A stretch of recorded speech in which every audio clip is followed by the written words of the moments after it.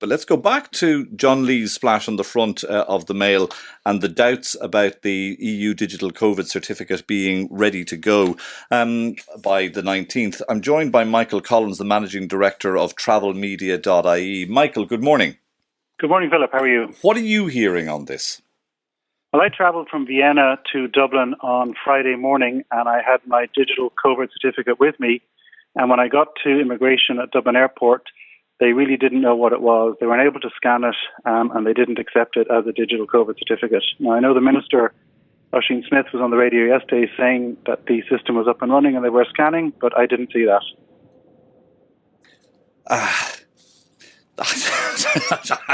I'm sorry.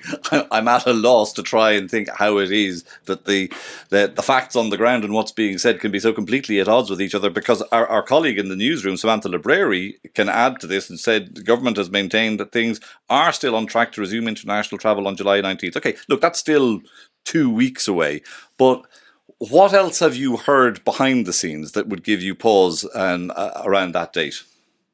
I don't believe it's going to happen on the 19th. If it does, I think the government will do it only to try and stick to their word, but it won't be the full impact.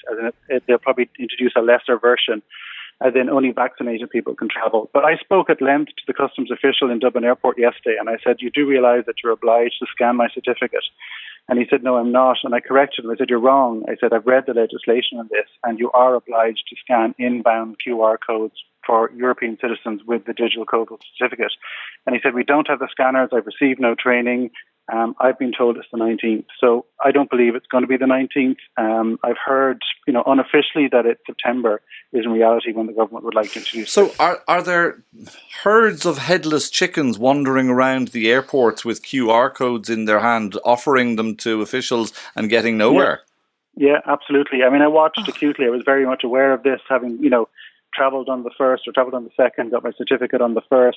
I'm very much aware of this, and I watched, and I was travelling with a colleague who was at a different counter to me, and he had the exact same experience, and I watched numerous people come in off that flight and other flights with QR codes. I mean, it's happened across all of Europe on the 1st, and Ireland hasn't introduced it. We're an outlier. In fact, I was in Austria when I went to get my QR or my PCR test. I went to a clinic and I said, I need a PCR test. I'm travelling back to Ireland. And they said, where are you travelling? I said, Ireland's in the EU. And they said, oh, no, you need an antigen test. And I had to explain rather embarrassingly that unfortunately Ireland is a little bit different and we still require the PCR and it's not antigen. Whereas all of my colleagues, I was working in Austria last week, all the people I was working with needed the rapid antigen to go back to Germany and France and other places.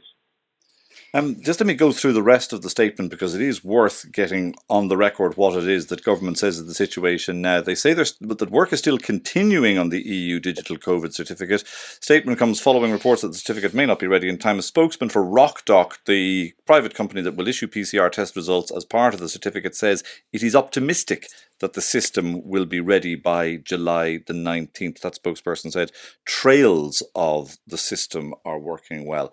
So no, I just don't buy into this. I mean, the reality, if you look carefully, the system was developed at the European level, and it's open source software, and it's a European gateway that's set up that allows the verification of the certificate. So there's very little work for the government to do. The reality is they've never wanted to introduce it on the 19th, and therefore they haven't prepared for it, and they're on the back foot at the moment.